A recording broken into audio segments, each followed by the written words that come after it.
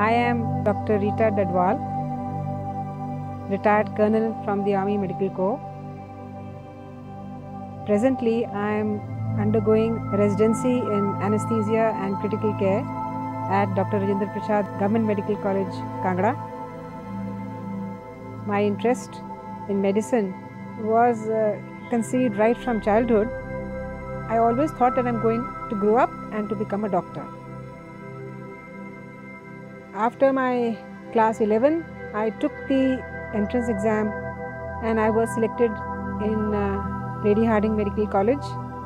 I was 9th in the order of merit. That is how I came on this journey of becoming a doctor. In 1982, I joined the Army Medical Corps. Thereafter, we have been moving around, my husband and I, in various stations. We had to struggle a bit, but we got postings in the same place with a little bit of gap. He would leave early or I would leave early, and then we would marry up in the same station. Subsequently, I was posted as a commanding officer to a field hospital in Sikkim, which is short of the Northula border. So the onus of supervising the total patient care was with me, since I was the senior most, and then there was a sheer drop of young medical officers of 2 to 7 years of service, and we used to have very challenging situations there with the diseases in high altitude related to the terrain as well as the climate. When you are in high altitude, the arteries, they can get blocked. It is known as embolism, and we used to see the X-ray and thrombolize them. We may have thrombolized only 5-7 people, but then that is also a lot. We saved a lot of lives. It boosted the morale of all the soldiers who were in the forward area. This is the kind of help that we are going to get if we ever come to the field hospital, and we are not. It is not just a relay post or something that we'll come there and then we will be sent down further. So then after that, I came to the base hospital in Delhi, and because of my seniority, I was put in charge of the officers' ward. But there was one restriction on me which had been placed by the specialist. They said, you will not even write a tablet. You will only write what we say. I was so humiliated because we had been doing such a lot of work in high altitude that I came back and I told my husband that I cried that day. I said, I want to be a specialist. Otherwise, whatever experience I've got, it doesn't matter. Before I retired, I had already been contacted by the owner of Shri Balaji Hospital that please come and join us in Kangra. Come and do something for the people of Kangra. So I think that was a key line which captivated me, and I joined him. I was there for about 3.5 years. And what I found is that if I pointed out something to the specialist would get offended. And when I protested about this to the owner, he says, ma'am, you can't say anything. You're not an MD. You're not a specialist. I think that was too much. And then I decided that no, if I have to do anything, I have to know myself. All my experience, whatever I've done, it is of no use if I'm not a specialist. So I told my husband, I said, okay, I'm going to start reading now, because a lot of things have happened. 40 years ago, I passed out. And a lot of things have happened, and things are being done differently now. Maybe they're also right if they're saying that you are not a specialist. Something happened to me. I said, I think I'll have to take the exam. So he said, how can you take it? I said, I have been looking at the internet, and there is no age limit for taking the exam, because there has been some case and the Supreme Court stepped in and they said, okay, there will be no age bar. So I can take the exam. So he says, but will you succeed? I said, it doesn't matter, at least I'll have something at the end, and whatever I've studied, I will remember. I will make an effort to recollect and remember. So application time came, I applied, and I was awaiting my roll number. I got a call from PrepLadder. That was sometime in the end of September, that you've applied. I said, yes. They of course don't know the age or anything. So she said, okay, we have this package, would you like to join? I said, okay. By that time I was quite through into whatever I had been reading, and I had been doing those question banks, but you need assistance. You can't do these things all by yourself. They have a very good system. They've covered all the 20 subjects, and they all know what are the questions, what are the type of questions being asked over the last few years. So I did that, and then they had those system of periodic tests. That was very good. Everybody says it is the last 2-3 months which makes a difference in your preparation. So they came in at the right time and they gave a very solid punch and they helped me to succeed. At the examination center, when I was entering, so the invigilator over there stopped me. They said, "Ma'am, aap kiske saath hain?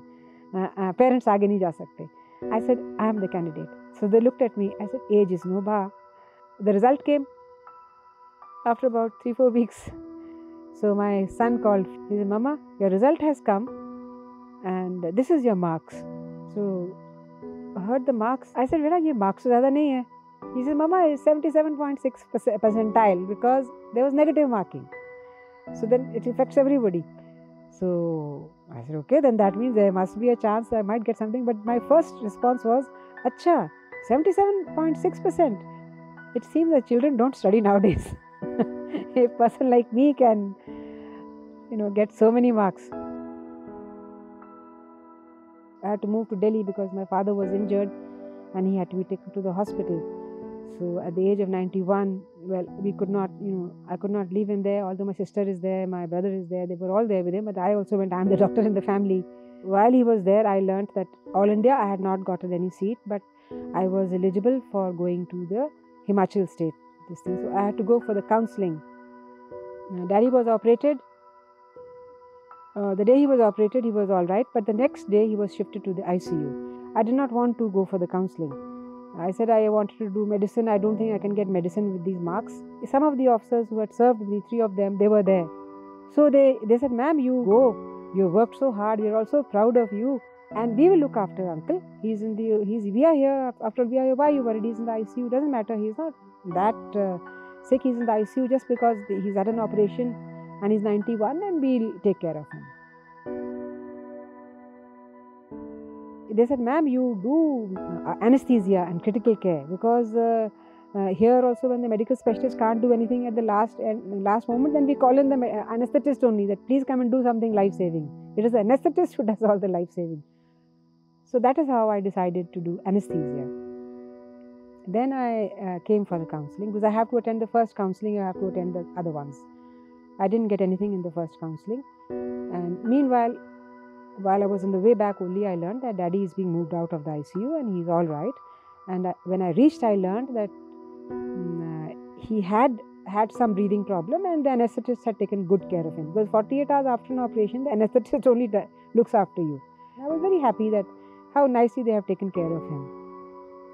Then he was discharged, we came home and then he had to be readmitted because he was not doing well. And this time when he was readmitted, he was under the medical specialist. So the medical specialist, I think he gave up on him the day he entered the hospital only. He said, "No, he's 91, he's being admitted again. I don't think we will be able to do anything. You should be prepared for the worst." And I think there was something wanting in his care because he gave up on him even before he arrived.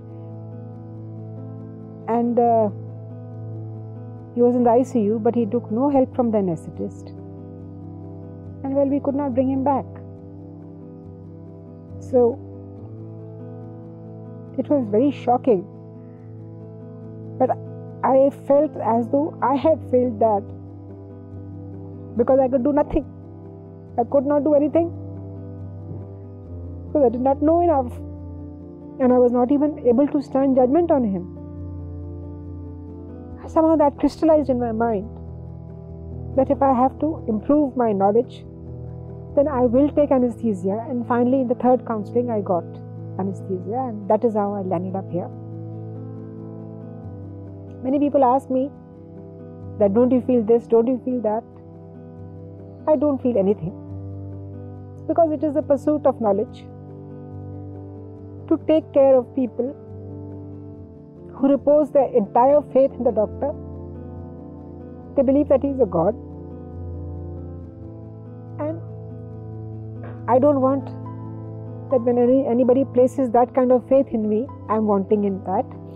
I can't look after people who have so much faith in me, who are willing to put me in a pedestal and worship me, and I'm not able to justify it to myself or even to them. Another thing which affected me, when I did the exam and my own batchmates, I was very satisfied because it is my own fraternity which acknowledged my effort. that matters more to me than that of non-medicos, because they, in any case, they will come to you with folded hands that please. But it is your medicos who know really what you are. So they were also very happy that you to kar kya rahi hai is age mein aake. Yes, I wanted to open a critical care center, but also old age home where people will not be just given up on. Till the end, they'll be cared for, and nobody can tell me back that no, aise hi hota hai. So I myself will be knowing what all can be done. So that is how I landed up on this journey, and I'm very grateful to all those people who have helped me. And of course, my husband and my sons, they've had a big role in this. And I thank Prep Ladder for whatever they did in the last shot, because what you do in the last moment is what really matters. So that's my story.